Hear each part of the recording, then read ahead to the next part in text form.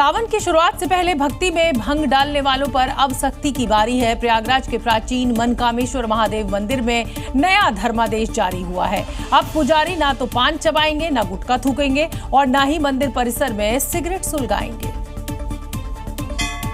यानी अब पुजारी जलाभिषेक से पहले जेब में पान नहीं, गाइडलाइन रखेंगे और माथे पर तिलक के साथ एक नया संकल्प भी कि मंदिर में अब नो धूम्रपान।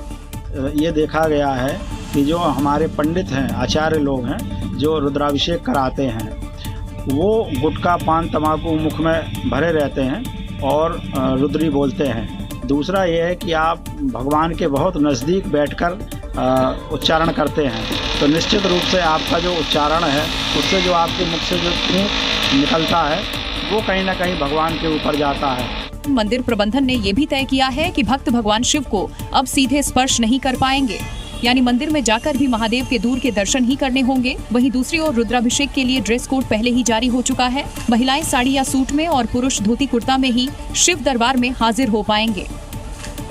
असली सवाल ये है कि जिन पुजारियों का गुटखा टाइम ही विश्राम काल होता था, अब वो क्या करेंगे। कुल मिलाकर भक्ति में अब स्वाद नहीं, सिर्फ श्रद्धा चलेगी और पंडित जी अब गले में माला के साथ थोड़ी मर्यादा भी पहनेंगे।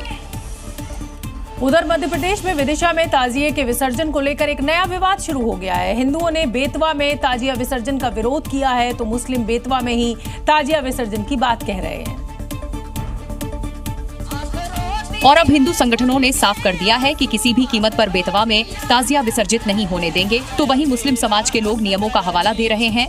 जब हमारी मूर्तियां मिट्टी कुंड में विसर्जन होती है तो जो दो टाइप का निर्णय हुआ ना, हमारी मूर्तियां कुंड में विसर्जन कर रहे हैं और ताजिया बहती धारा में विसर्जन कर रहे हैं। कोई दिक्कत नहीं, हम तो कानून के साथ हैं। हिंदुस्तान की गवर्नमेंट, शासन प्रशासन चाहेगा हम उस पर अमल करेंगे और शासन प्रशासन अगर इस पे हमें नहीं रोकता है तो हमें किसी की बातों में नहीं आना। हम जो करते आए वो करेंगे।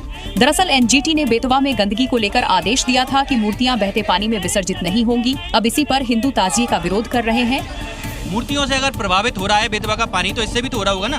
तो हमारे ताजिए लेई से और कागज से बनते हैं और बांस की छड़ लगती है, जिससे कि पानी दूषित नहीं होता।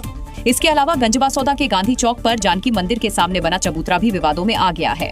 ताजिया जुलूस के लिए चबूतरे को हरे रंग से रंग दिया है। इसी चबूतरे पर ताजिया रखी जाती है। हिंदुओं ने चबूतरे के बहाने अतिक्रमण का आरोप लगाया है।